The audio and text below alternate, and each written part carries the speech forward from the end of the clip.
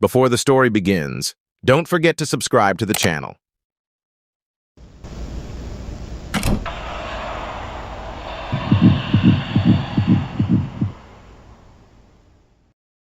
I saw my neighbor burying something in his backyard at 3:17 a.m.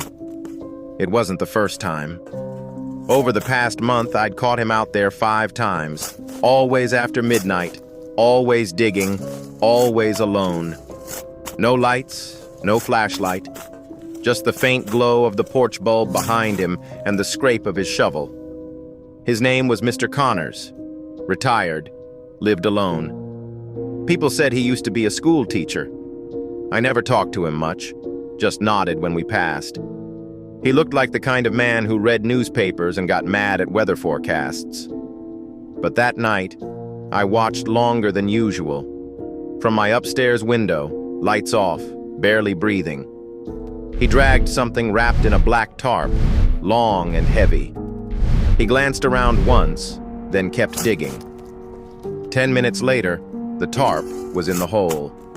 He covered it fast. Too fast. Then he stood over it for a full minute, motionless. The next morning, I walked by his fence, pretending to check my phone. The dirt was fresh, but he'd tried to cover it with dead leaves. I didn't say anything. I didn't even tell my girlfriend. What would I say? On Saturday, a neighborhood kid went missing, 10 years old. Vanished on his way back from the store. Police cars parked along our street all weekend. They knocked on doors. They knocked on mine. I told them I hadn't seen anything. I kept thinking about the tarp. Monday night, 2:41 a.m., I woke to the sound of digging again. I didn't go to the window this time. I just lay there, listening. Shovel, drag, shovel. Silence. The next day, I bought a motion-activated camera online and set it up behind my bedroom curtain. It faced Mr. Connor's backyard. It was discreet. Black casing, no light. I didn't tell anyone. 3 nights passed. Nothing. On the 4th night at 3:09 a.m., it recorded movement. I reviewed the footage on my phone the next morning with shaking hands. Mr. Connors was back, dragging another tarp, this one smaller. I watched as he dropped it in a new hole, packed the earth, and stood over it again. But this time, he turned and stared directly at the camera. I dropped my phone. I hadn't told him. There was no way he could know. That night, I barely slept. Every creak of the floorboards made my heart skip. I kept expecting a knock, or worse, silence that felt too still. The next day, I called the police anonymously, told them something suspicious was happening next door, gave no name, no number, just said they should check the backyard. They came that afternoon. I watched from the blinds as 2 officers knocked. Mr. Connors answered, smiled. He smiled.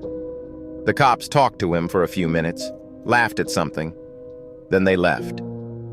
I don't know what he told them, but later that evening, he walked up to my porch.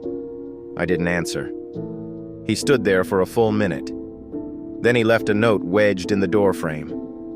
I waited an hour before opening it. Mind your business. Not everything buried stays dead. I moved out the next morning, packed everything I could, and left the rest. 3 months passed. Then last week, I saw a headline online. Authorities discover human remains in retired teacher's yard. They found 5 bodies, 2 adults, 3 children. Mr. Connors was gone, vanished before they arrived, left everything behind. No one's seen him since. Last night, I got an envelope in the mail. No return address, just my name, handwritten. Inside was a single Polaroid. It showed me, asleep in my new apartment, and scrawled on the bottom, still watching. Enjoyed the story? Subscribe to the channel for the next one.